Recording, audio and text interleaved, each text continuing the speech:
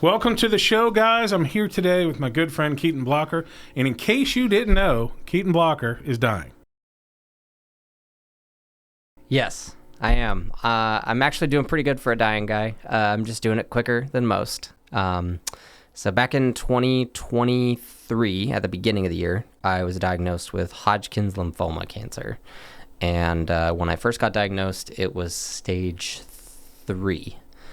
So it was pretty far along, and they weren't sure as far as treatment-wise what that was going to look like what they could do, because I also, on top of that, have a rare heart condition, and that's called hypoplastic left heart syndrome. And so the left side of my heart is completely dead, and I've had open heart surgeries and reconstructive surgeries. They rebuilt 2 artificial chambers in the right side of my heart. So I do have a fully functioning heart because I have 4 chambers, but my heart is actually only half, but it's twice the size of a normal heart. So you're sort of like the Grinch, other than at the end of the movie, where you're super happy and your heart is 2 sizes too big. 2 sizes bigger than it should be. Yeah, one half is bigger and the other half is just hanging there. Right? Yeah, the other half is just kind of a little dead pocket. So. And how long have you had the heart condition? So I was born with the heart condition, day 1. So my first open heart surgery, I was a day old. My second heart surgery, I was about 2. And then my third open heart surgery, I was about 4 or 5. And then from there, it was like every year or every other year, I had a follow-up, like a cath lab surgery through my arteries or through my lower back. I hit probably, I think, 10 surgeries for my heart before I got diagnosed with cancer. And then once I got diagnosed with cancer, I was like, well, I'm well into the double digits now. Might as well just keep rolling, right? Well, we kind of jumped into it. Why don't we get people to like you first? So tell us about your upbringing. Where'd you grow up? I'm from Roseburg, Oregon. So it's a very small, actually. It's a little bit smaller than Columbus. It's a very conservative town in a blue state. It's surrounded by 2 rivers that split off. So the Umpqua River in Oregon goes and splits into the North and South Umpqua, and both the North and South Umpqua enclose Roseburg and then come back in a little place right outside of Roseburg at colliding rivers and become the main Umpqua again. So the main river in Oregon actually is where I grew up, is in between on the split. So I've done a lot of fishing. I've done a lot of... Is this mountain foresty Oregon like we all think of? Mountain forest Oregon. Yeah, I was a rock climber. Out of high school, I worked for a nonprofit organization called Youth for Christ. Billy Graham started it. And my job, actually, which was really cool, and I still don't believe that it was a job, was I got to teach kids how to rock climb as a part of my, purview. So that, and then I got to run a youth ranch where we taught kids how to ride dirt bikes. So that was really fun. That was like my first job outside of that. But so I'm from Oregon. So, I don't have any sort of accent, I guess, that I would recognize as an accent. I'm sure to folks here, they're like, oh yeah, you're northern. Yeah, you kind of got a little bit of a muted Midwestern accent is what they call it. Once you get over to Idaho and that, you're not quite country. So yeah, but I have family that South Carolina, New Orleans, Shreveport, and so I have family that influenced my upbringing that was more southern. So coming here was just kind of like coming home. So how'd you end up in Columbus, Mississippi? So my wife is in the Air Force. She is a public affairs specialist for the Air Force, and so she, does all of the cool, important things, like does the articles and the videos and makes sure that the commanders know what's on topic and what's not. And she gets to help with the social media and everything else. So your wife's in the Air Force, and I guess she got assigned here? Yes. Actually, we were originally supposed to go to Las Vegas. We were supposed to go to Nellis, and she was going to be working in a much larger shop with a lot more responsibility and people and just all sorts of craziness. And we kind of found out she was pregnant while she was in tech school right after she got her assignment. And we decided, if we could go somewhere not the desert, that would be great. Yeah. Because we grew up in the forest, and we both grew up about an hour and a half away from each other. And so it was kind of like we both were in love with the same kind of outdoorsy atmosphere, camping, the coast, which the coast is not the beach. It's very different. It's pins and needles, sand and wind, and as opposed to sunshine and putting your toes in the sand. Yeah, so we originally were going to go to Nellis, and then I found out that this is actually only an Air Force thing. But they can, if you're in the same job description, which they don't call it an MOS, they call it something else.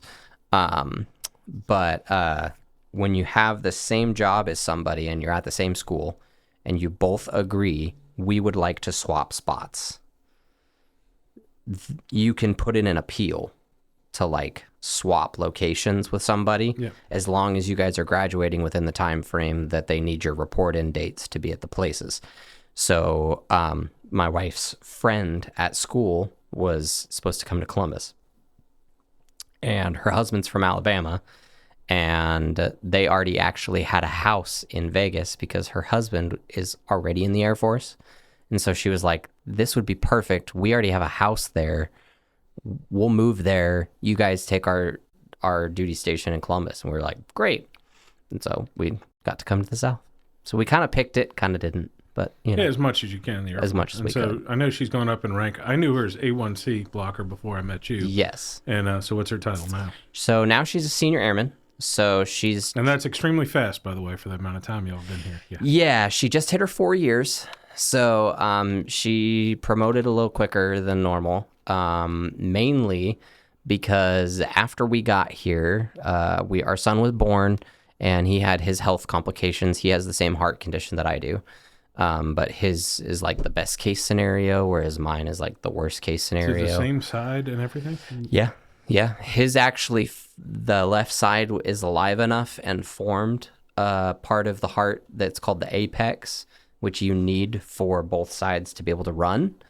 But what he did was the surgeon went in and fixed his aortic valve. And so that was the only surgery so far that we're aware of that he's going to need, as opposed to me having like 10. Is there any, correlating factors between the left heart thing and some of your cancer, or you don't really know? They don't think so. I mean, obviously, because I had a heart condition, my immune system was probably a little more suppressed. But I mean, since I got my diagnosis, I went through all of the things. I went through I worked for a vineyard company. I sprayed pesticides and herbicides. Like, was that the reason I got cancer? Like, oh, I got mono. And sometimes they say that mono can lead to lymphoma. And I was like, okay, well, I have tattoos. They say that the tattoo ink can cause lymphoma because it goes into your bloodstream. So there's like 100 different things that I've tried to go through and just see if it connects. And at this point, I've found that it's just not really worth chasing. Well, there's been some research and stuff, and my wife's on Battle where I've read where they're in the 60s, 70s, and 80s. If they had the technology from today, they probably could pull out 80% of people's instance of cancer. Like they could say, you went to this factory, you tried this chemical. And the reason they can't now is because there's so much stuff out in our daily world that we're all exposed to, including Roundup and everything else, that they're like, we can hardly narrow anything down, because it could be the Diet Coke you're drinking. You could have stood next to a piece of industrial equipment. You could have been next to a creosote factory here in Columbus. And it's just, which is scary that there's that much stuff in our day-to-day world that could have caused it. So they're kind of like, don't worry about it. Let's just attack it. So. Yeah, that. And I also try to stay away too much from like doing too much research, if that makes any sense, just because you can kind of go down a rabbit hole. And mentally, it's really just not a good place to be. I get a lot of unsolicited advice. You and I talked about that. We talked about two things in my wife's journey and watching other people now.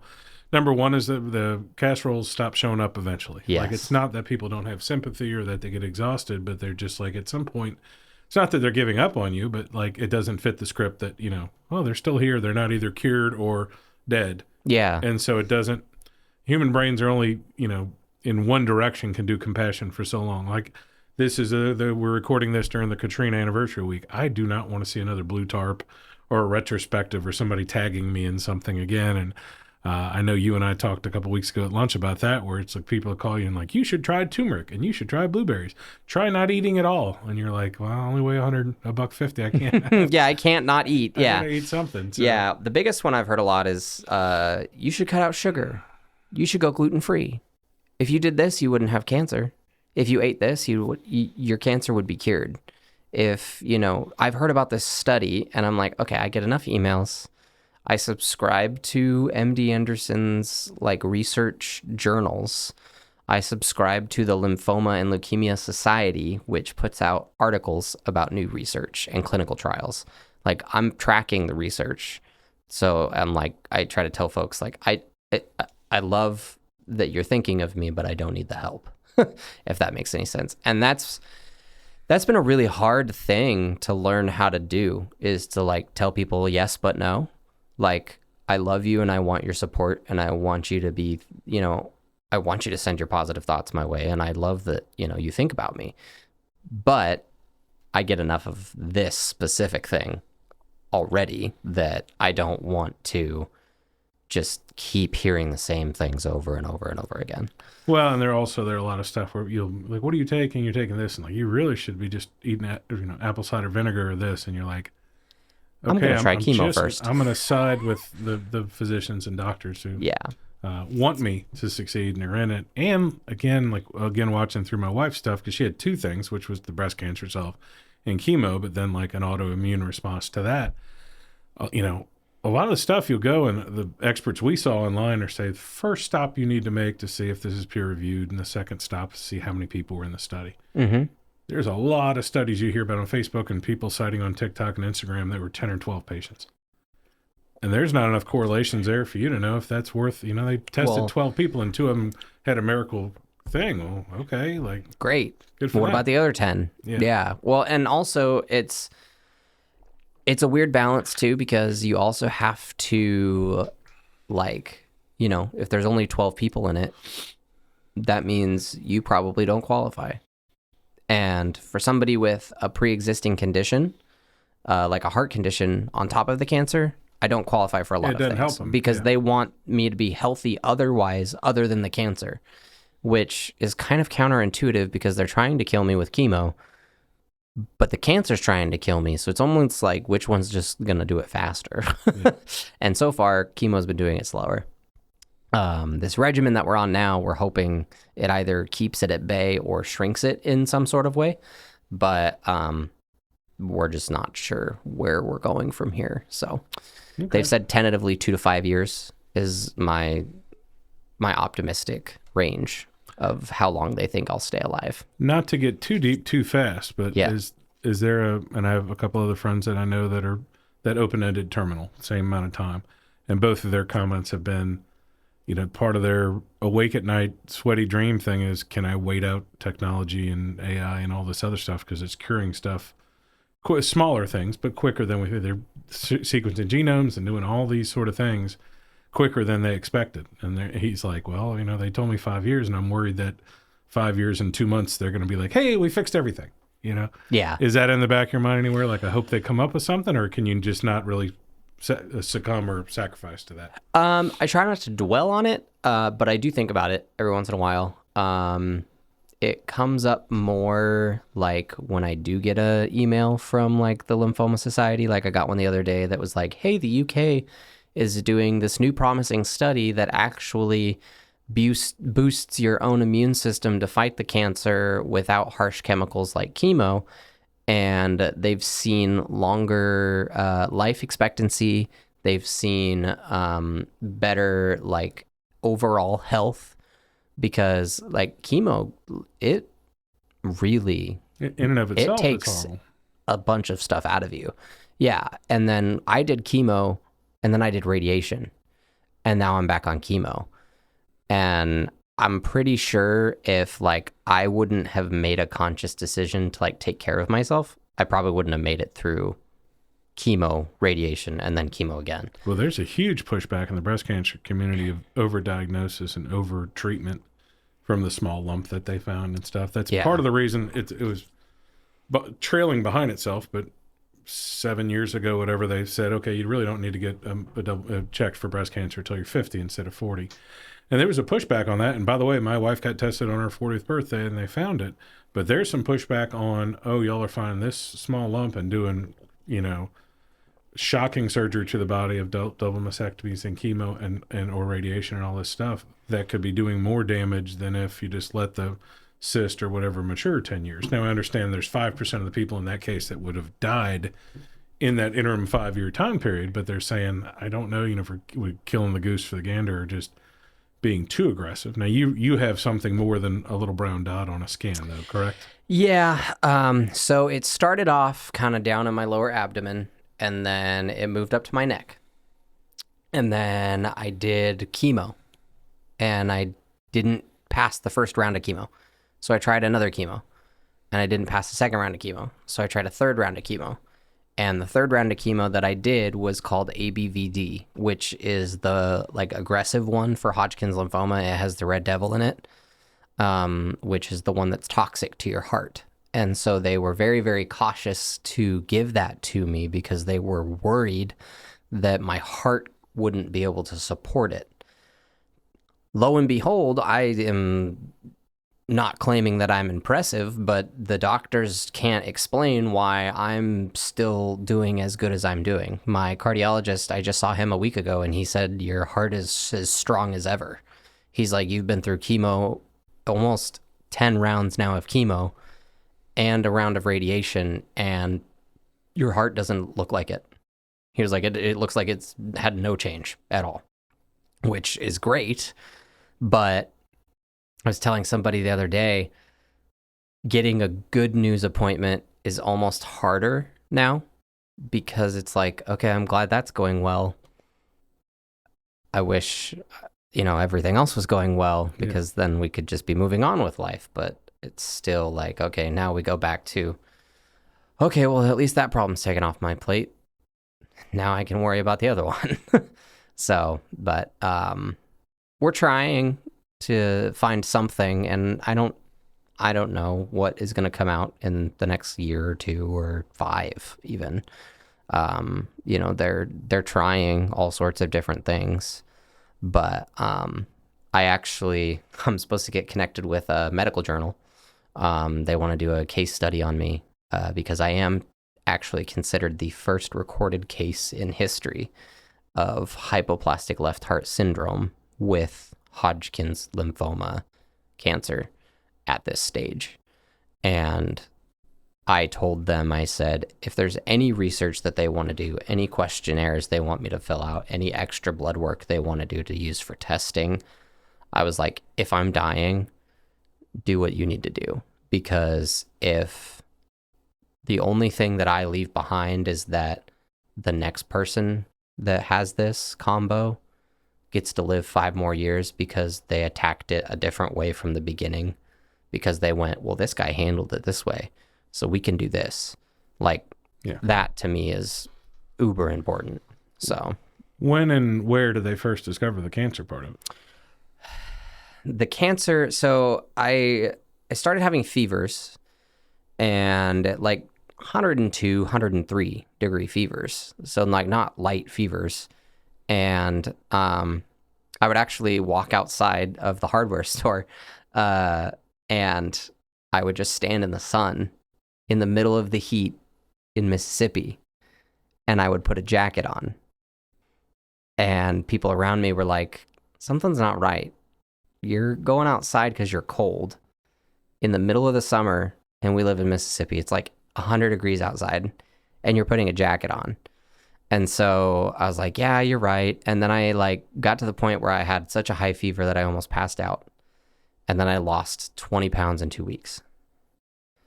And I said, okay, I'm not feeling good. And I had this cough that wouldn't go away. That was the earliest symptom, was this cough. And so we went to the urgent care, and they were like, well, we've had these weird coughs go around. We're not sure what exactly it is, but that may just be like a virus. So they gave me antibiotics for 2 or 3 months.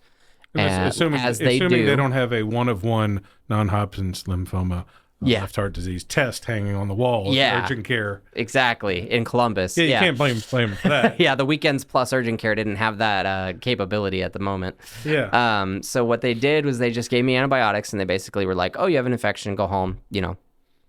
Ride it out. Here's some antibiotics." Well, a couple of months later, I was still sick, and we went back home to Oregon to visit family because we just had a baby, and we were like, "Oh, we need to go back and see family and do the thing." And so we went home and we were visiting people, and everybody was like, "Why are you coughing so much?" And I was like, "Am I really coughing that much? Like, I'm still coughing?" And they were like, "Yeah, it's like every day, almost all day long, like a couple times, at least an hour, you go into a coughing fit." And I was like, "Really?" So when we got back, I said, "Okay, something else is going on." And then I ended up with this swollen spot, like in the bend of my leg, and which is where one of your lymph nodes sits. And so I was like, okay, something's not right. Like something really serious is going on here. And so I went into the urgent care and I was like, "Hey, I don't know what we need to do, but like maybe we need to run a different test. I don't know." So I went and got an ultrasound of the swollen spot, and they said, "Oh, you have an infection in your lymph nodes," is what they thought. Yeah. They'll do everything that they can before cancer. Well, there's an insurance, I call it an escalator, which is, and by the way, my wife and I have paid for 2 MRIs out of pocket to avoid it. Meaning that, like, okay, you got to go to urgent care, you get a referral to orthopedic, a referral to this, do an X-ray, do a MRI, do a scan, and we're like, "Can we just pay for the MRI?" And they're like, "What do you mean?" I'm like, by the way, the rack rate for an MRI at some local places is under $1,000. Your insurance is paying $3,000, but if you just say, "I have some money and I want it and I want to know today what's going on," you can get it done. But otherwise, because insurance is, I spoke with this Amy Bogue a couple weeks ago from Allegro Health Services, that you have a step-by-step process that they have to follow, and it has been mistaken in the medical community and training now that that's the triage. That's do this, do an X-ray, do this, do this, do this. So sometimes there's as long as 6 weeks when if 20 or 30 years ago, somebody may have gone, we got to get you in for a PET scan real quick. Like today. White blood cell count. And it's not that you're still going to survive, and it may not help your survivability ratings, but I'm sure it does sometimes, because we got caught in that for my wife's gallbladder, where they're like, this. And like, we left the West Point emergency room and went to Baptist, and within 1 hour, including drive time, she was in surgery. Because there was a veteran doctor there that was like, "We don't know nothing. Go, get a scan, get it gone." Yeah. So next step. Yeah. So, well, and that distance actually for me, to just give a timeline, was January when they did the ultrasound to April when I was diagnosed. So it was a good 3 or 4 months before we found out that I had cancer. And it was a good couple months before that we had started trying to figure out what was going on. So like by the time I was diagnosed, it was like 6 months. Yeah, what time period was this? Or year or whatever? That was, so the end of 2022 was when I started coughing. And then 2023 was really when we started attacking, like, okay, something's wrong. We need to really figure this out. So next step after they said, "Oh, it's an infection in your lymph nodes," they gave me a super strong antibiotic. And they said, "Try this. Call us in like a couple days or a few weeks."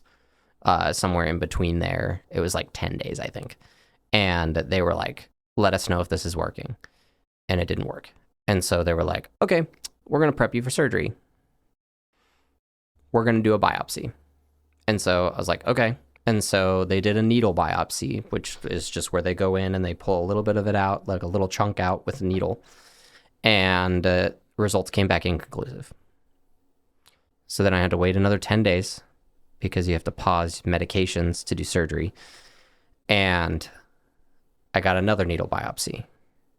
Well, that time it came back, they didn't have enough samples. So then I waited another 10 days and we did what's called an incisional biopsy, where they make an incision, cut open, go in and take a full chunk out. And they finally did that. And then I got a phone call while I was at work.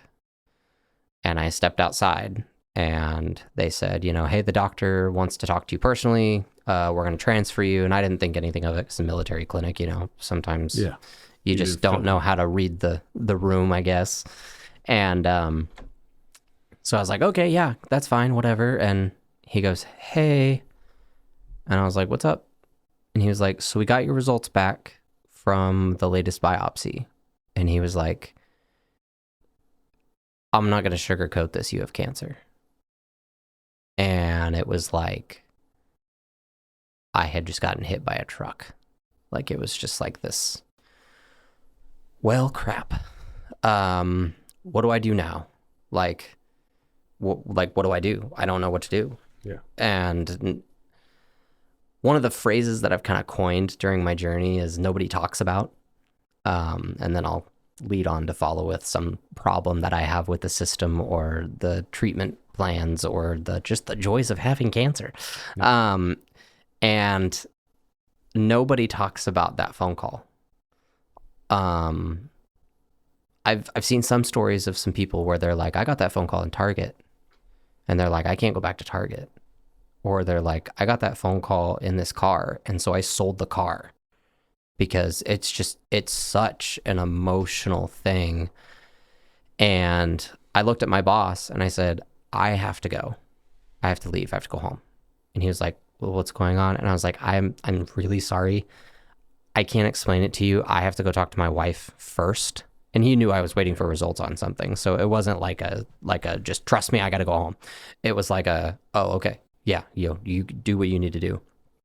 I drove home. My wife wasn't home, so I had to go find her at work.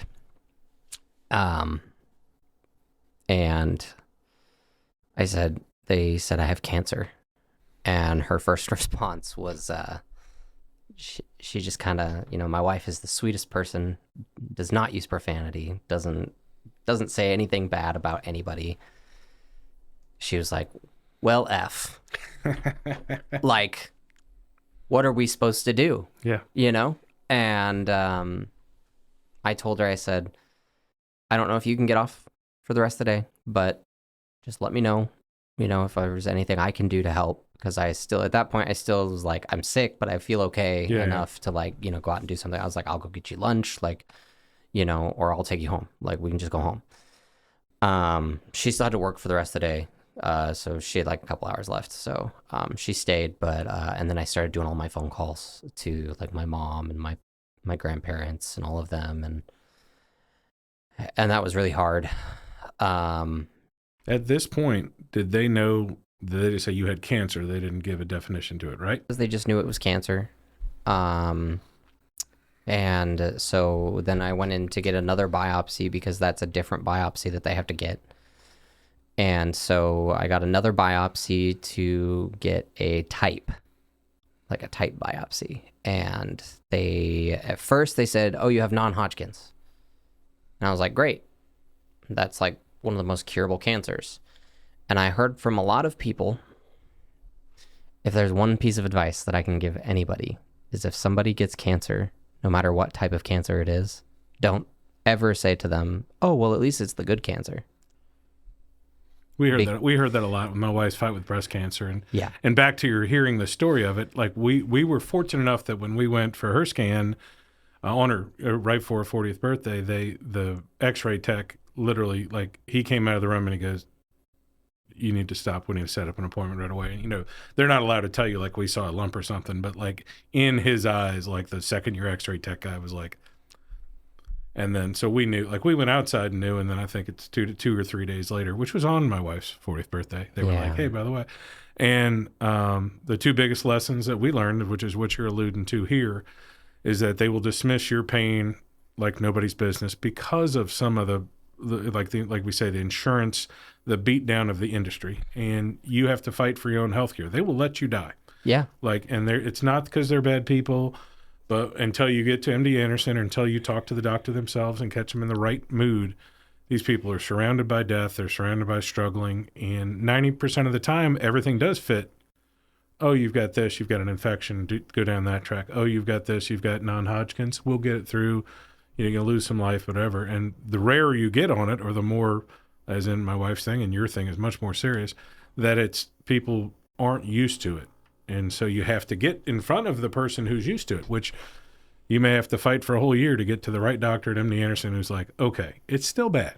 Yeah. but at least we can do this and palliative care and this and this and this. You might have a chance. As opposed to, they're not giving up on you, but they do have the person in the next room that they have to tell the same thing to or something. Yeah. And that you get fit in that category. We do that with every level of the human experience. Oh, yeah. From soldiers to the lady at Hardee's, like they're expecting you're going to be a good customer, a bad customer, and kind of where they go. So yeah, the lymphoma, like the head of the lymphoma department is actually my doctor at MD Anderson. He personally wanted to take on my case, one, because I'm number one. And I think career-wise, it was like one of those, like, hey, if I'm going to give myself something important, like number one case, that's crazy. Those don't come around very often. And so initially they said I had non-Hodgkin's. And so we went and we met with Dr. Carissa Boyd here in town. Her husband is actually who did my biopsy surgeries. There you go. So I'm a Dr. Boyd fan. I'm a duo team for them. I told them, I was like, I need a punch card so that way I can like 11th visits free. Yeah, we talk about it. I'm on one of the boards at Baptist Hospital now because of my wife's visits. So yeah, fish and chicken salad at the hospital. So. Yeah. That's a whole topic. Fish Friday is pretty cool. Like I tell people, if you're going to get cancer, do it on a Friday because it's the best food. Yeah. So they initially said, it was non-Hodgkin's, and then they did another test on the same biopsy, and they said, actually, it's Hodgkin's, which between the two, non-Hodgkin's is not aggressive.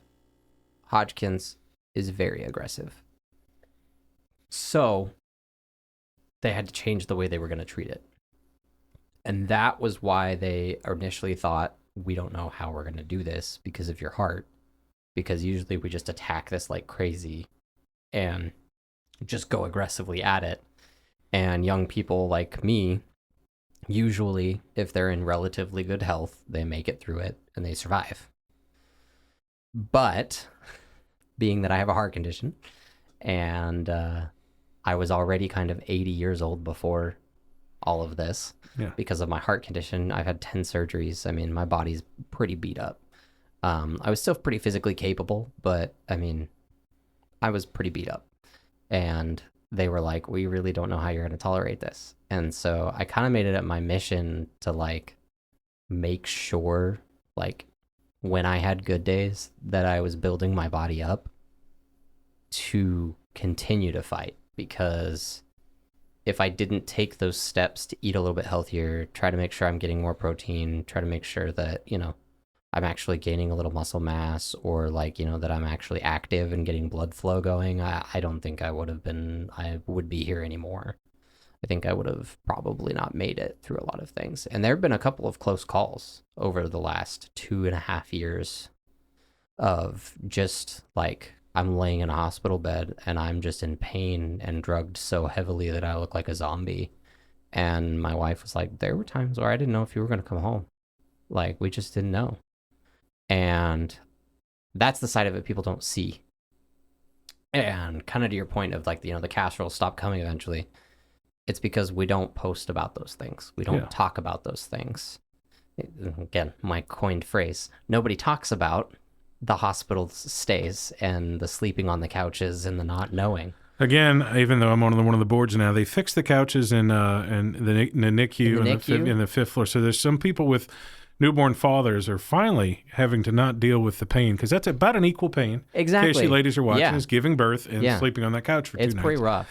And I'm about 100 nights in, so I'm a seasoned veteran now. But I still, my wife, we're at the point now, probably where your wife gets, where like it's around 9:30 or 10, and they look over at you and they're like, my wife from the bed's like, just go home. Like, I told my wife, I was like, I don't need you to sleep here. Like, just to go through the motions. And we've had family and friends there her last couple surgeries where I came in and I'm like, all right. And they come in, they're like, what are you doing? And she's like, oh, doesn't need to hang out here she's tired of me at this point. I'd imagine your lovely wife would never be tired of you. Oh, no. Yeah. Well, and now that I'm retired too, and I have more time. Yeah. I have more time to think of dad jokes and all these stupid things. Let's touch on that. So, a blessing, I would say. Let's talk about your career job you had here in town with Benton's Military Hardware. Yes. I would think a blessing. Yes, they seem to be so kind and considerate about everything. They were amazing. They are an amazing company. They're just they're an institution in town. They really are. And the new owners, I'll say, because the Perkersons used to own. Yeah, and I was there when Realtor Robert everywhere. Benton moved, Yep. came to town with after his son Andrew, and Hmm. came and purchased the place. And Yeah, and their heart is really just serving people and serving the community and putting effort back into the community, as well as trying to provide good customer service. Because one thing that I noticed a lot of, especially in that atmosphere and that space of hardware, tools, home improvement, the big stores that we have in town, customer service is not their number one priority. You could walk around that store for a long time and be like, hello, hello, and like looking for somebody, and you won't find anybody. And one of the big things that was their push was like, as soon as somebody walks in the door, we want to know what they need help with. And if they just want to browse, that's fine. But like, as long as they know that, we are eager to help them, that's our first priority. They are our first priority. I think that a lot of places aren't doing that. And it's kind of a weird, lost thing. And so I connected with that really well. And they really poured into me and let me thrive, because I didn't actually come on as the sales and marketing manager. I started off unloading the truck, and I would unload the truck and I would put stock away. So to this day, I can still tell you what aisle and where things are at, because I had to put it up. Yeah. Which was perfect, because as a salesman, I was like, oh yeah, we carry that. I know we carry that. I've seen it. I've touched it. I've put it away. Like, I know that that's in the store. And so it was about probably 3 or 4 months after I started working there, Robert approached me and asked me if I wanted to move into more of a full-time position and do the business-to-business outside sales. And so, and I think that's kind of when I met you, was through BNI. Yeah. And because I started doing more of the marketing myself, as like, hey, I'm the sourceman, not a salesman, I'm a sourceman. I find things, and sometimes, yes, it's magic. I tried really hard to try to set myself apart, because I was like, I don't want people to kind of go, he's a salesman, like, because they get that really bad feeling about, like, everybody pictures that sleazy car salesman with like the greased hair and the gold teeth and the like the cheap suit or whatever, and smells like cigarettes. Like, that's what they think of when you're like, oh, I'm a salesman. And so I tried to do a complete 180 from that, and I tried to just kind of adopt a attitude of honesty and trying to be the most honest salesman that I could be, which I know you probably know. Sales and being honest is very hard. Yeah. It's just really hard. And so I started taking a little bit of interest in the marketing side of things. They had somebody at the store that was kind of running it. Her name was Jessica Tackett. Yeah. She runs the gym. Which Nobody's ever heard of Jessica Tackett. Yeah, no, nobody I'm a little knows. afraid she's going to come for me now. Jessica Tackett is amazing. Yes. Or she will hurt us. Yeah, Jessica and Wade and their gym, their gym. facility, the gym is amazing. No, it's pretty fancy. They worked really hard, and they really put in a lot of work and time. And I like to say this: I gym. am proud of them. I talk to her more than I get to talk to Wade, because he's, of course, coaching an incredible football team up there and stuff too. But like, they go under my chapter. You're in there. The Munsons are in there. A bunch of other people, of unreasonable people. When they told me they're planning for the gym, I'm like, as a business guy, I'm like, I don't know how you're going to get 300 people here in the middle of summer on day one. I don't understand what, to me, I'm like, gym's a gym sort of thing. And they're like, no, you don't understand. And they bought that building and they built it and they want to build more. And guess what? 300 of their maniac friends were there like day one to join. And I think they're going to be a great success story. They already are. Yeah. My wife was number one. Yeah. Part of their day one. So yeah, we're blessed to have their whole family here too. So that's, my account at Military Hardware is one of the first ones. And like when somebody new was there, they're like, what's your account number? I think it's 201. Like, yeah. You're like, I've been here a while. It's it's not far down the list. Yeah. But so the hardware store was really a great place for me to be. And when I got diagnosed with cancer, I couldn't have asked for a better response from them. They basically told me, they said, do what you need to do to make sure you are okay. and we will make sure that we get by, but we're not going to push you. And that started out as me going, okay, well, I'm going to need to cut back a little bit on my hours. And they were like, that's fine. And then it went to, okay, I can't work every day. And they said, that's fine. And so it eventually became this point where the doctors were like, you're pushing yourself too much. Like, they were like, you're trying to be there for work. You're trying to be there at home. You can't be a cancer patient, a successful sales and marketing manager, a dad, a husband, and be a person that's involved in the community like I was trying to be, and do all of these things together. You can't do them all well and survive. And so as of July 31st, I put in my official retirement, which is really weird, actually, as a 26-year-old to say I'm retired. I've been telling people I'm retired and funemployed. Well, I think, and I know we'll go on to Legacy Dad here, but an excellent TikTok video would be, you want to learn how to retire before you're 30, come talk to me. Yeah. It may not be the preferred method, yeah. but it's a method. Stick your head in the microwave, go play with some glyphosate, just drink some Roundup, Yeah, any easiest way we can get you there. I can guarantee you'll retire before you're 30. I talked to everybody about it at the beginning. My dark humor set in pretty quickly with the whole situation, and a lot of people don't understand the dark humor. And I kind of liken it to like the military. So like the guys that have been deployed, they have kind of a different sense of humor. Because you're right. The doctors at these places, they're around death every day. So when you go to these places, you're around death all the time. And so you kind of get a little numb to it. And you kind of just ignore it. And then you just kind of find a way to try to laugh about it. So, yeah. And you and I have both talked about the pragmatic, the expectation thing, where you can do all the positive affirmations and praying and manifestation of I'm not going to die, I'm going to die, but you have to balance it with the pragmatic day-to-day part of sure feels like I'm dying. Yeah, no, yeah. And like this morning, I woke up, I had a white blood cell booster shot yesterday. So I had chemo on Tuesday, and then I have to wait 24 hours, and then I got a white blood cell booster. And so what that does is that stimulates your bone marrow to make more white blood cells so that your immune system can get boosted up. And what I've been feeling today is the side effect of that shot is bone pain because it makes your bone marrow make more white blood cells. I liken it to being tackled by an NFL player, stepped on by an elephant, and then run over by a dump truck. And I'm not a doctor or a scientist. We have at least 20 bones in our body. Is that correct? At least. At least. Yeah. I think from school it was a little over 200, but yeah. I'm going to go out on a limb and say there's a lot of bones that can hurt you there. Wow. You can use that. That's amazing. Do that when you get home. Yeah. No charge. I'll have to do a TikTok video with that joke on there. Yeah. Yeah. I like the retire at 27 thing. Yeah. Like, hey, that's a very, lean on somebody's Lamborghini and this is me.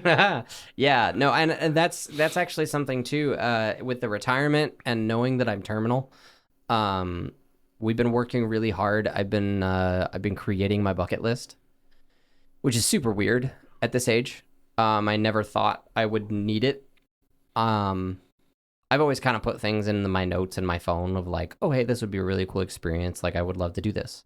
When I see it on Facebook or I see something on, the internet or whatever, like a place that I'd like to go see. So I'll just write it down in a list of places I'd like to go. And I trimmed the fat on that list and turned it into bucket list. And a lot of it, surprisingly, has been, I want to see this person, and I want to see this person before I die, and I want to see this person before I die. The only wild one that really stayed was the Mustang. Yeah, you talked about that. The 66 to 68 range Ford Mustang. I really would love to restore one. I've always wanted to. Ever since I was in middle school, I fell in love with the Mustang, and I've always wanted a matching F100 and Mustang with a wood trailer that I could take the Mustang places to shows. But I've kind of trimmed that dream back to just the Mustang. And with my son being 2.5, he's nowhere near driving. But I mean, that means I could get one that's in pretty bad shape and start working on it at least, or find somebody to help me work on it. Yeah. I want to leave something to him. So I have a box that I'm going to order that's like a wood box, like a nice wood box with a key, and it's going to have some keepsakes in it. But yeah, mortality is weird. It brings up a lot of questions and a lot of scenarios and things that you've never thought about. And that's why I started the Legacy Dad thing. Yeah. So Legacy Dad is TikTok and Facebook. Social media campaign is what I'm calling it, because that's kind of the only thing I can liken it to. Right now, it's only TikTok and Facebook. I'm trying to get an Instagram started so that I can link all three, and kind of whenever it posts to TikTok, it'll post to Facebook and Instagram and all that together. Basically, I just want to get a bigger audience. My heart for this project is I don't care if it gets big. I really don't. It would be cool. I'd be super excited. But to me, my identity is not in this getting big. My identity in this is at least helping one person. So even if it's just somebody that just got diagnosed with cancer and they come across my videos of like, hey, this is going to be a struggle, prepare for this. Or I found out that these were helpful, use these. And I actually have already hit my goal. Last night I had somebody message me that I've never met.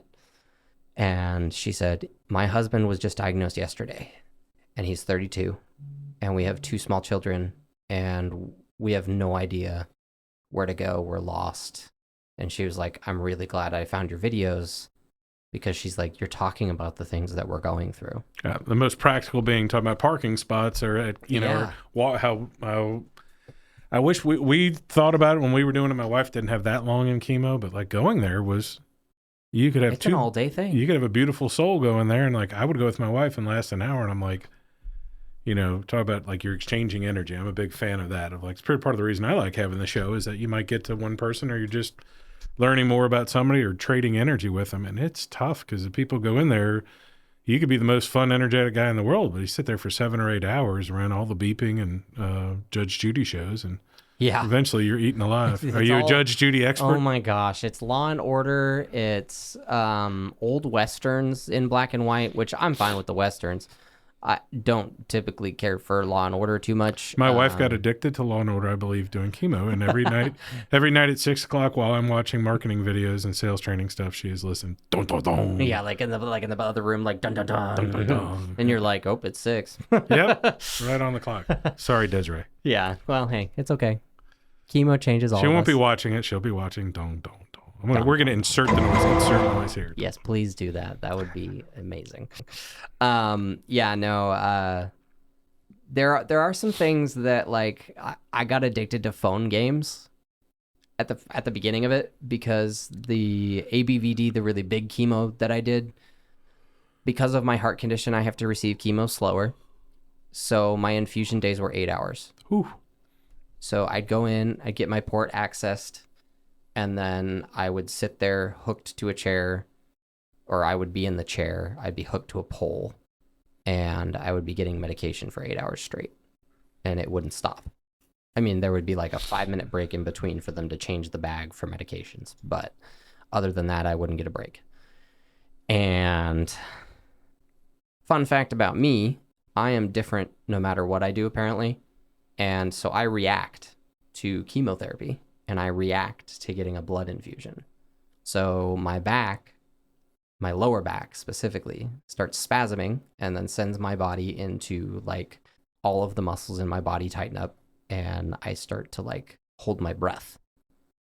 Not of any volition of my own that I do that. It's a reaction that my body has to that stuff going in.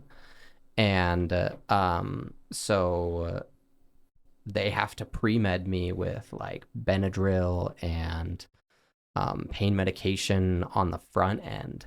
And then when I have that reaction, they just give me more Benadryl and more pain medication to get me through it, because I need it. The medicine for the medicine. Yeah, it's the medicine so that I can get the medicine.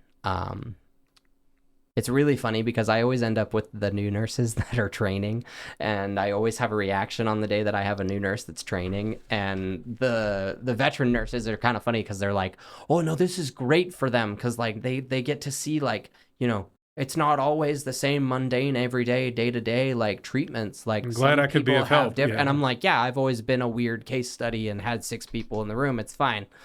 But especially with my heart condition, anytime I would go to the hospital, they would be like, "Hey, can we do an EKG on you?" And I'm like, "Are you going to charge me for it?" And they're like, "No, we just want to see it." Okay. Or can we do an echo? And I'm like, "Yeah, you guys can do whatever tests you want as long as you're not just tacking it onto the bill that without an explanation or anything like that." And they were like, "No, this is purely for research for us." And they were like, "We're a teaching hospital, or we have students that come through here and we want them to be able to see this." Where's your day-to-day stuff getting done around here? So it's Baptist oncology on the 3rd floor of Baptist. There is the cancer center side of things, but my doctor is on the 3rd floor. Okay. So she's right across the hall from the actual infusion center, which has like the 100 chairs and all the Law and Order TVs. So they actually just got new chairs up there like a month ago. Really? Or something like that. I call them space chairs because like you go in, and before it was like these recliners that had like these little dots on all of them, and they looked like they were from like the 90s, and they were popped up kind of they sharp. were comfortable enough. Yeah. And now these new ones, I call them space chairs because you go in and they're like the color of a spacesuit, like they're like a grayish white, and you go in and then there's a step to get up into the chair. So you have to step up onto this little black metal thing. You get up on the chair, and then one side controls the back, the other side controls the legs, and then you can flop the arms down flat to roll somebody out of it onto a bed. So they're better for the cancer like nurses up there because they can get somebody out of there quicker, like in an emergency. But like they're really complicated. I still haven't learned all of the buttons and things that has, or like levers or whatever to move stuff around. But because it's weird, like when they changed like even just the chairs, like it kind of threw me off because I had a routine. I was like, oh, I know where I sit. Like I like to sit in the same spot unless somebody else is sitting there. And I was like, I like the chair, it's comfortable, and I always got a heating blanket out of the warmer because they have warmers up there because I don't know what it is. And this is nationwide, by the way. All cancer centers, I think they sign like an agreement where they have to keep the temperature at -6 degrees because every time I'm there, no matter what clothing I'm wearing, it is freezing cold. And it doesn't matter what the temperature is outside. It could be snowing outside and it's still 6 degrees inside in the cancer center or in the infusion center. Like it's crazy. Actually one of the TikTok videos I did about that, I promoted one of the products that somebody sent me, which was a heated blanket that's portable and chargeable. And so what I did was I just kind of made a TikTok video that was like, hey, check out this product. Here's the link to Amazon if you want to go buy it. I'm not sponsored by them, so this is an honest review. It really works. It's great. And you just charge like a power bank, plug it in, and it heats up for a few hours. Warms you up a bit? Yeah, it keeps you warm. So I do that, and then I put a blanket over the top of it now, and I'm nice and toasty. So, but... and so your kid now is 2.5? Yes. Yeah. Rex is 2.5. He's our only son. They told us we probably won't ever be able to have any more kids just because I've been through so many treatments, put so much poison in my body that, that's a side effect and a downside. Yeah. But there is one upside to chemo that I have found. I don't get bit by mosquitoes. Oh, really? Yes. So you are somewhat of a superhero. I have some radioactive something inside of me that like bugs won't touch me. Like the ants won't bite me. No-see-ums don't bite me. I can walk outside in my grass barefoot in the middle of summer and get nothing. And I can stand in the same place for 30 minutes and get not bit. I might take you on a fishing trip soon. Then just you could be like the glowworm in the front of the boat there. Yeah, be like everybody's favorite hunting buddy. Hey, you want to come and sit in the stand with me? We could rent you out, and hang you from my patio in the back. You'll make tens and tens of dollars. Come to our party. Why? So that you can stand in the corner. Just walk around my patio over and over again. We could hire you. Make like the stink lines like in a cartoon. Yeah. So I'm sure Rex isn't fully aware of what's happening at all, but like any cognizant of you being around more or. Yeah, so I spend most of my days at home now, and I've been kind of trying to embrace the stay-at-home dad thing as much as I can with him, spending as much time with him as I can, because I don't know how much I have. One of the things that I do with him is like we go on a walk every day if I feel good. And we will read every day, and he's 2.5, so we're working on spelling and all that kind of a thing. He's really ahead of himself. I mean, he's counting to over 20 and all that kind of thing. So, but he actually does have a little bit of a grasp of what's going on. One of the most like amazing blessings that we got from somebody was this book that we were like, oh, we'll see how this goes. We have no idea. He fell in love with it. It's called My Dad and the Cancer Dragon. And the way that they use it to explain to kids like what cancer is and why dad has to go to the hospital,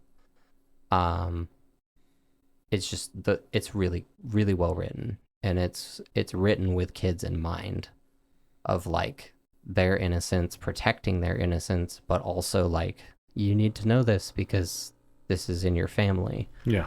And so it talks about things like, when dad fights the dragon extra hard, sometimes he doesn't seem like dad, or sometimes he gets angry, or, sometimes he just is sick, and sometimes he has to go to the hospital to get his special medicine. We shouldn't touch the medicine because it's only made for dad's cancer dragon. And so like when I go on chemo days, I give him a kiss and a hug, and I tell him, all right, Bubba, I'll see you in a couple days. Daddy's got to go get his medicine to fight his dragon. And he goes, okay, I love you. Go get your medicine. Like, have fun at the doctor. Like, he knows that I go to the doctor to get the medicine. So he's making those connections. And I think that, finding whatever tool that you can, especially when it comes to kids, to like explain those hard things is important, because I don't want him to just kind of have this like, I don't know what happened to dad, he just died. Like, I need him to know he had cancer. And a part of that book is some people that have cancer get really sick. Sometimes they die. And that's okay. Like, and it just kind of goes through all of those feelings and things. And then it talks about like, what can you do to help dad fight the cancer dragon? And it talks about like, one of the side effects of radiation, your taste buds change. And so in the book, it says, I like to make dad cookies because he can eat those and they don't make him sick. Or we'll make him soup because it doesn't have too much flavor and it doesn't make him sick. And some of dad's medicine can make food taste bad. And so we help mom come up with creative recipes so that dad will eat. And so he can eat with us. And so like out of the blue the other day, I was laying in bed and not really feeling good at all. And he ran down the hallway and yelled, Mom, we have to make daddy cookies. Because he was like, that's how I can help. And it was kind of surreal for me because it was like, oh, he gets it. Like, he's understanding. It sucks that he has to, but he is. It's a lot better if you don't give kids a framework on how to deal with something and how to define it, or adults for that matter, of how do I define this? Like, thank you, I love you, I need your help. I don't need to know about that I'm supposed to be eating creatine or whatever tip. Or whatever the... By the way, I don't know if you've tried creatine. Yeah. That's I said when I met with the with nootropics, actually. Yeah, we had the mobster guy come in town a few weeks ago for that, and he didn't want to do an interview, but then I pitched him. I'm like, hey, I'm going to be the only guy who doesn't ask about John Gotti or the Untouchables or any of these mob movies. I just want to know about your life when you were a kid. And he's like, okay. We go to the beginning, and I'm like, what was the Untouchables? Like, like, just to give him a joke. That's how I feel about that, where they're like, You got to give the kids some sort of context, and adults need the framework too of like, don't ask me about this. You're not helping. We're being more direct, but we talked about this ahead of time. Yeah. You've got that sort of intangible thing where you want to be optimistic, but you got to be pragmatic about it also. Do you, in your vision of it, you think that there's an equal chance that you go to do blood work next week and don't come home, or do you think it's a 1 month crawl down, or you don't really know? You've been through it enough now where you've had some scares, right? Yeah, and it can change in a matter of like hours. Like I could drive home from this and I could go lay down to try to like rest or take a nap, and I could wake up in an hour or two and just feel like garbage. And then I call the doctor and they say, okay, go to the ER so they can run a bunch of tests. And they run a bunch of tests, and then they admit me, and then I stay in the hospital for 3 days. And then I get so bad. That's actually how we found out I had double pneumonia. On top of the cancer, on top of the heart condition, on top of the... I also had a liter of fluid in my lungs. And all of that happened overnight. And that was one of our really bad scares, was they were like, you're not breathing. Like, you're breathing on one side. That's not enough. You need to be breathing on both sides. The fluid is causing it to where the air can't get above or below it, so there's no flow in your one lung. So they pulled an entire liter of fluid off of one lung, which, I mean, in the medical community, a liter is a lot of fluid in your lungs. Yeah. So, I mean, it's scary how quickly it can change. But I've gotten to the point now where like I'm so much more in tune with how my body feels that I can kind of tell a little bit sooner, I believe. Like, you know how they tell people like, well, the more you eat healthy and like you work out and stuff, you become more in tune with your body because you can feel things better. Yeah, put some chemo in your body. You'll feel your bones. You'll feel every part of your body. My wife described that. She's like, "There's body parts I didn't know that were inside of me, like little clicks and turns and stuff." She's like, "It's yeah, you learn." Oh yeah, well, and like when I get this fluid overload sometimes, and like my face will blow up, and I'll look like I gained 70 pounds. I wasn't gonna say anything. I thought you were just eating a lot of cookies. Well, yeah, probably. But it's like, within 2 days, I look like I gained 70 pounds. And so what I'll do is I'll take what's called Lasix, or I'll go to the hospital and they'll give me IV Lasix. And that is the weirdest feeling. When you have so much fluid in your body pushing on all of your organs, and then they start trying to get it off, you feel your organs inside shift. And there's nothing else like it. I can't compare anything to it. Like, sticking your hand into something slimy and kind of like squeezing stuff around. That's the only thing I can think of, like noodles or something. But like, it's just a weird feeling, and you won't have that feeling unless you very specifically have that certain circumstance surrounding it. But yeah. So kind of back to the like giving like kids the framework and like adults the framework. That's kind of why I started the Legacy Dad thing. A lot of what I like to do is I like to get on there, and my wife calls them rants. I call them helpful tips. It's up to you, depending on how you like it or don't like it, what you want to call it. But I get on there and I'm like, hey, nobody's talking about this, so I'm going to. Coffee shops and restaurants. Nobody talks about the fact that for a cancer patient, there is so much anxiety if somebody invites you out to eat, because you don't know. If you go to a restaurant and you order something you think is bland enough, but you take the first bite, you go to the bathroom, you throw up, that's it. Yeah. The kitchens don't go, oh, I'm so sorry, let me make you another meal. It's like, that's what you ordered. It feels like a waste of money. It feels like a waste of time. And so, like, I know a lot of people in the community that I've recently joined in the cancer community, we have a lot of anxiety about that, and we just don't tell people. Because we don't want people to stop like inviting us to things and like engaging with us. We don't want people to just forget about us. But we also we need to have people know those things, because then they can kind of be a little bit more sensitive to like, hey, we would like to go out to eat with you. What restaurants work for you? Or is there a place that you'd like to go where something won't make you nauseous?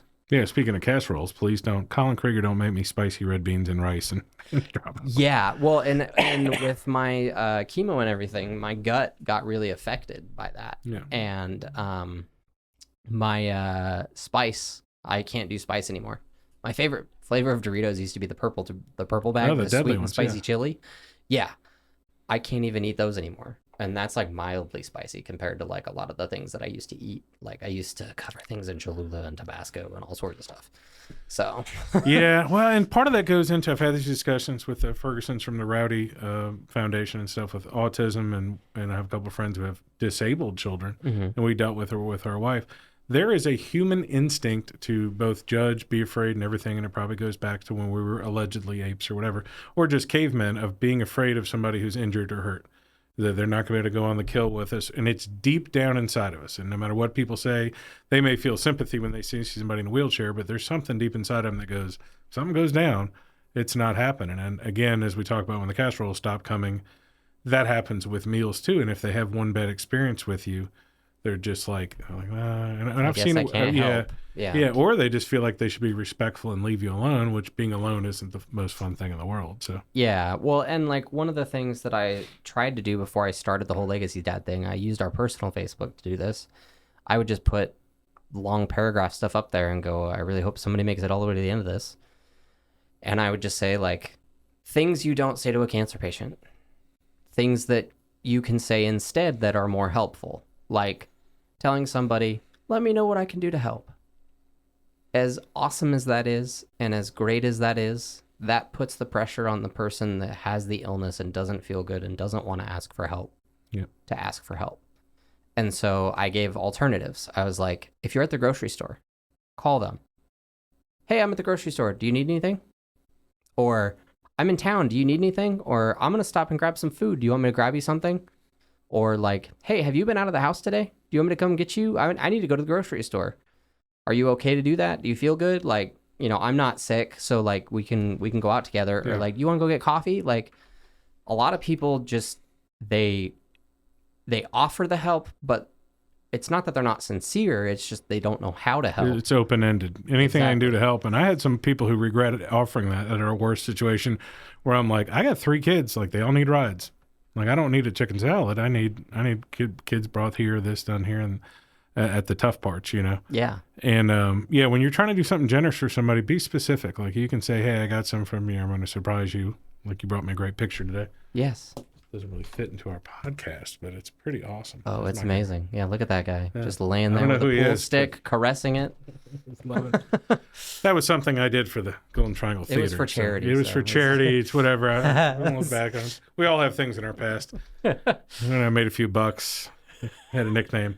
Yeah. So kids doing okay. How about the wife? How's she on a surface handling it? I think on the surface she's doing good. We try to every once in a while, because you can't really have honest, deep conversation in front of the kids sometimes. So like we've been really prioritizing trying to find ways for her and I to get out and go do things by ourselves. We did open mic night at Munson's. Yeah. I remember that. Yeah, it was super fun. That was kind of like the first day after I retired. And I was like, let's do something fun. And I was like, do you want to go on a date? And she was like, yeah. And so I looked on Facebook and I was like, oh, Ryan posted something about them doing open mic night. And so we went and sang, and that was really fun. And we enjoyed some pizza. And that was just really great. And we got to have some good conversation at dinner. And a lot of it is like, because I'm so young, we've never talked about like, hey, if you die, like, do you want your body cremated? Like, do you want us to carry you around because we're in the military? Like, do you want us to bury you here in Mississippi? Do you want us to wait till we like find our forever home to bury you? Like, what do you want? And we got to have those conversations. When we have those conversations, of course, we kind of get a little depressed and it's a little harder. But I think overall, we're handling it okay. I made a video on the Legacy Dad stuff a while back that was just like, I'm pretty confident in the fact that I'm a strong person. But if somebody came up to me at any point and just hugged me and told me, I'm proud of how strong you've been for how long you've been strong. I was like, that would probably break me, because a lot of people that I've talked to in these places, they feel like people don't recognize their strength.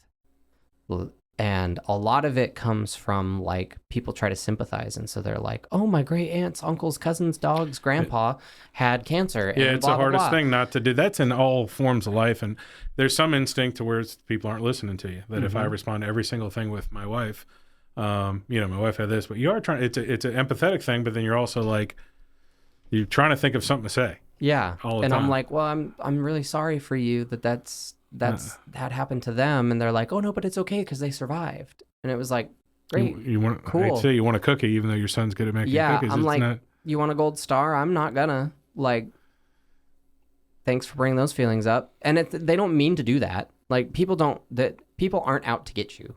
Like people aren't out to ruin your day or be mean to you. Like that's not their heart, and so I try to put these things out on social media to be helpful.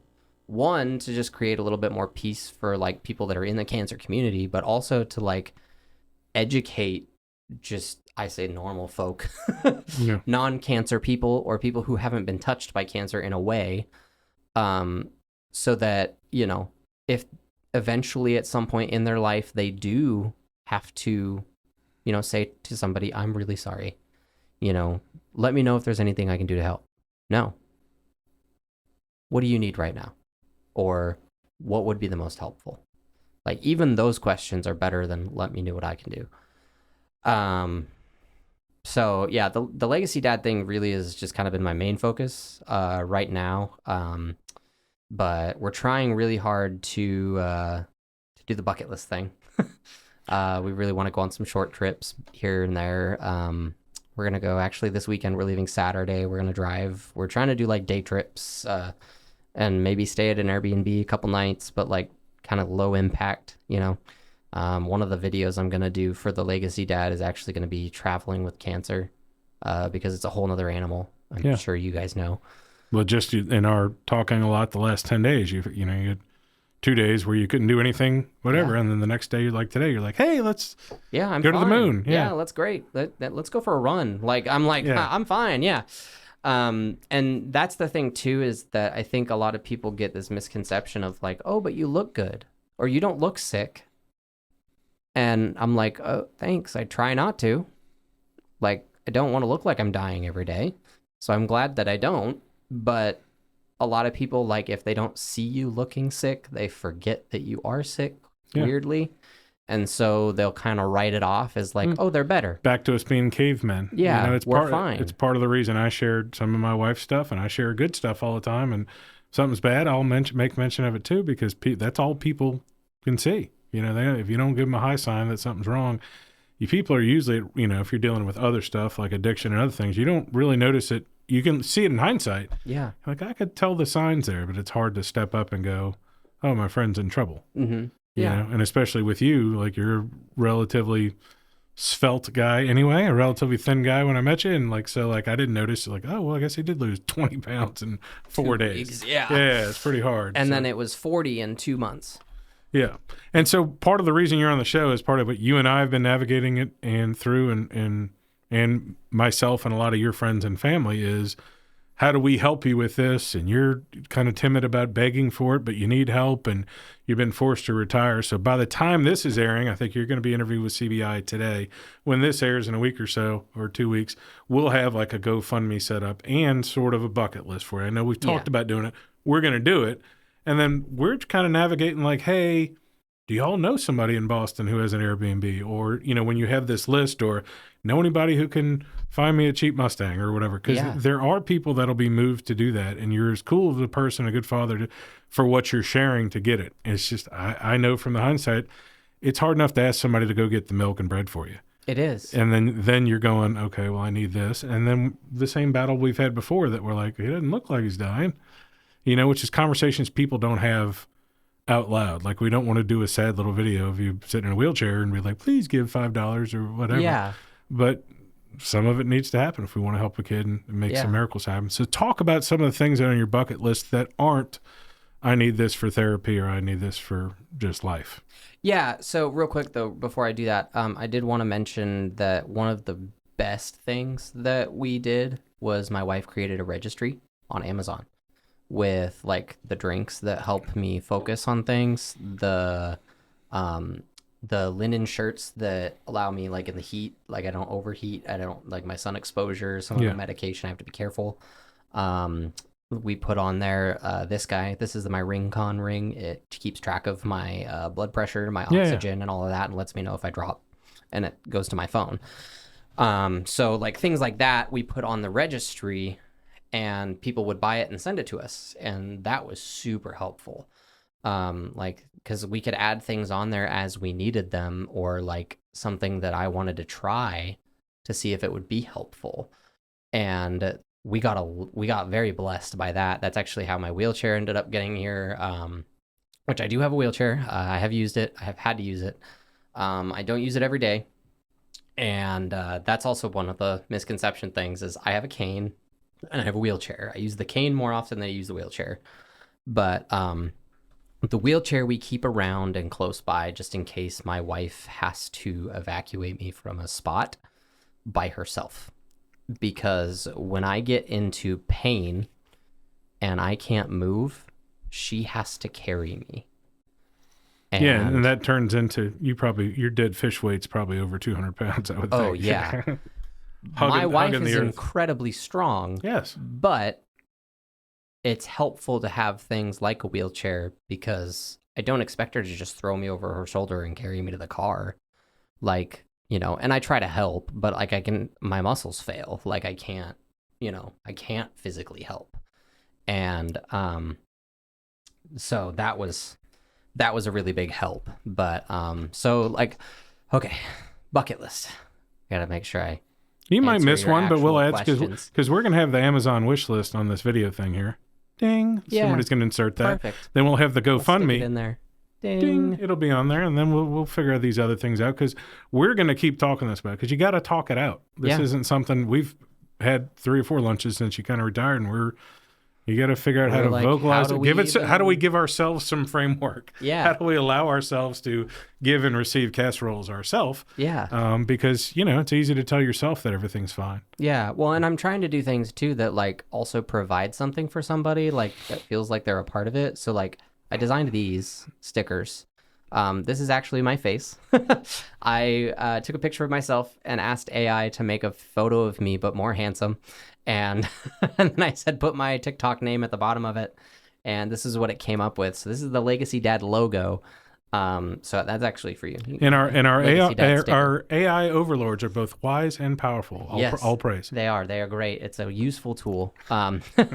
So, but I'm going to start doing t-shirts and like crew neck sweatshirts. And then I'm working with a local lady here that does monogramming and DTF and all that kind of thing. She's going to help me design a sweatshirt for the infusion center that has a specific zipper that goes open and goes like this, because I've tried all of the ones that are out there so far, and all of the ones that are out there are made for women with breast cancer. They're not made for men. They've cornered the industry. Well, yeah. I'll have my wife make some calls. They're getting a little big head there. Yeah, you guys need to just calm down. Chill out a little bit. There's other people here with cancer. Other people are dying, folks. Come on. We all got problems. Like, but all the ones I've tried, they either like the zipper will like go right over my port and land on my port and rub on it, and it's uncomfortable, or like the flap is so heavy that like the shirt just starts to fall down and I feel like I'm just stripping for the nurses. And so I've just ended up going and getting, cheaper dress shirts that are button up, and I just undo the top 3 buttons and open them up so that it's like, easier to access. You want to keep the nurses in line too. They get a little hot and bothered around you. I've seen it. I've seen it. Look, I mean, I'm the youngest guy in there. I'm not 85. Don't need a 3rd sponge bath today. Thanks, Cindy. Yeah, I was like, well, hold on now.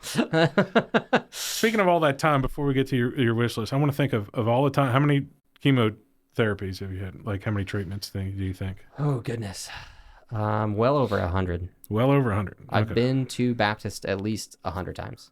So... In the infusion center. over the last 2.5 years. So the most important part of the question I'm going to ask is, in your entire time in there, do you think that D.A. Novak was out of line when Stabler and Munch came in on that case of the double murder? And we knew the one guy didn't do it. I'm sorry, that's a Law and Order SVU joke. Dang it. He knows season 2, episode 8. Yeah. We'll talk about it later. Yeah. Okay. Back, my wife is going to absolutely pin me to the wall. Is that your plug? That way she'll watch the podcast? I don't think she's going to watch anyway, but she loves me, she says. So, Well, hey, that's the important part. it could be the drugs. Right? Yeah, that's the why thing, not? too. The drugs. Yeah. Lots They and give lots them out of like drugs. candy when you have cancer. Yeah, they're very happy. She's actually weaned off so much stuff. You know, her turned into like bone disorders and stuff, and so it ended up being a lot of pharmaceutical stuff. The medical marijuana has helped her a lot. We do have to buy more purple Doritos because of the marijuana, but Yep. no, but it's been a blessing for her. It isn't for everybody, and some people it might be a bad thing, but it's a lot better than the big pills she was getting. So Yeah, I have to keep, let's see, what's my high snack? I have to keep pizza in the house pretty much all the time.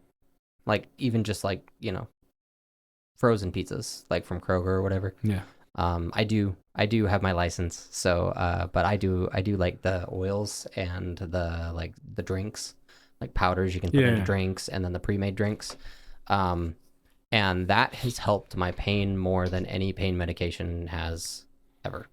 yeah, it's helped And to I keep don't feel like a zombie. like keeping her level is what she says. Mhm. So Yeah, so it was really a great help. So all right, shirt and then bucket list. yes, You don't have to So- name every item, but just give us some examples. Yeah.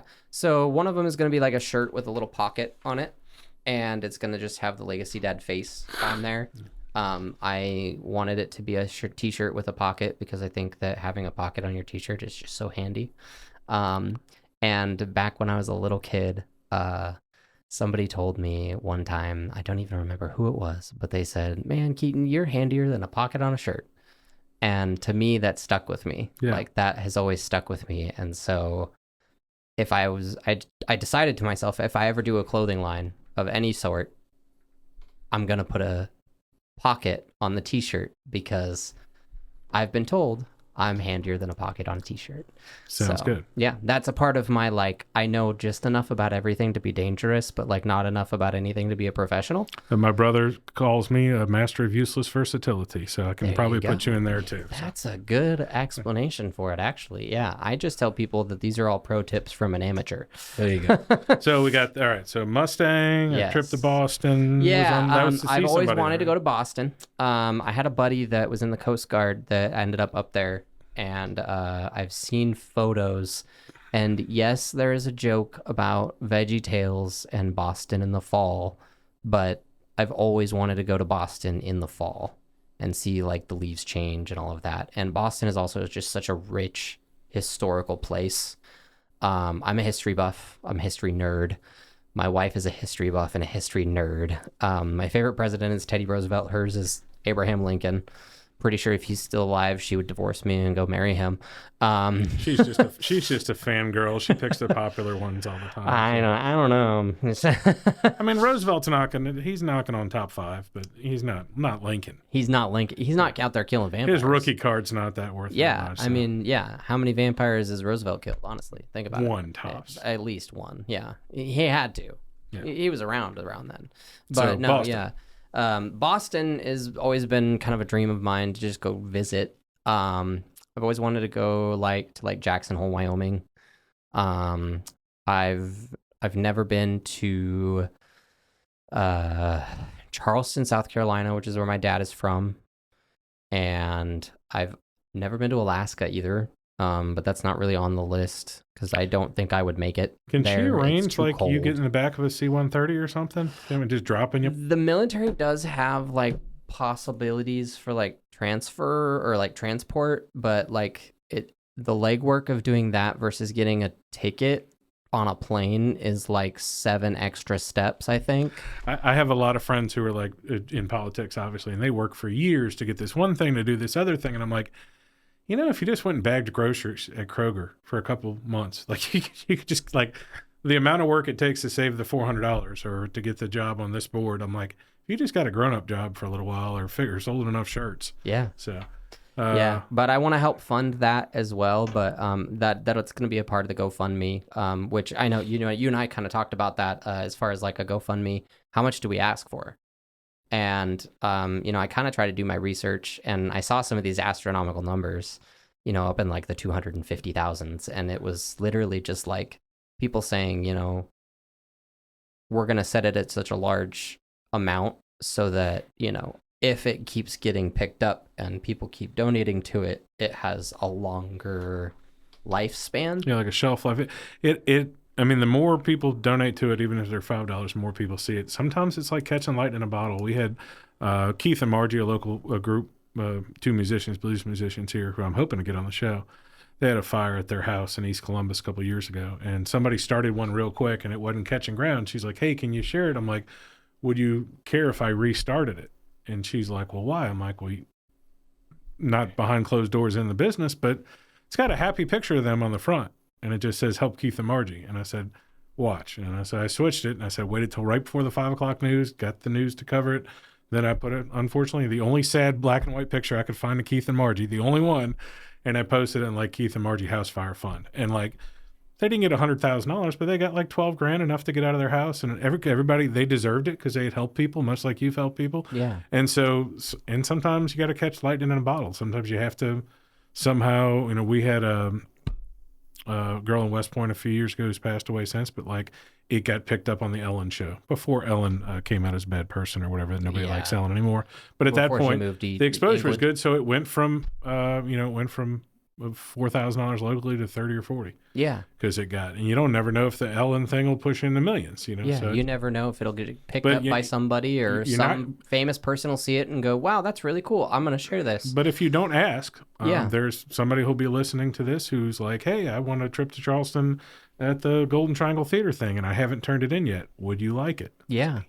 Yeah. So, that's and there's awesome. somebody who, I know multiple people with connections in Boston. So you never know that they may not hear it and go, that's a better use for this than what I was doing with it. And you just have to hopefully catch their attention, much like everything. But you might as well ask, because if it's just you, there's no wife and kid, I might be able to get you to Tuscaloosa for like 2 movie tickets. But, like I said, you're doing it for the kid and the wife too, so y'all can experience as much as you can. So. Yeah. Well, and the big thing is, it's like, one of the things that I heard that I reposted to a lot of my Legacy Dad stuff was, don't focus on adding days to your life, add life to your days.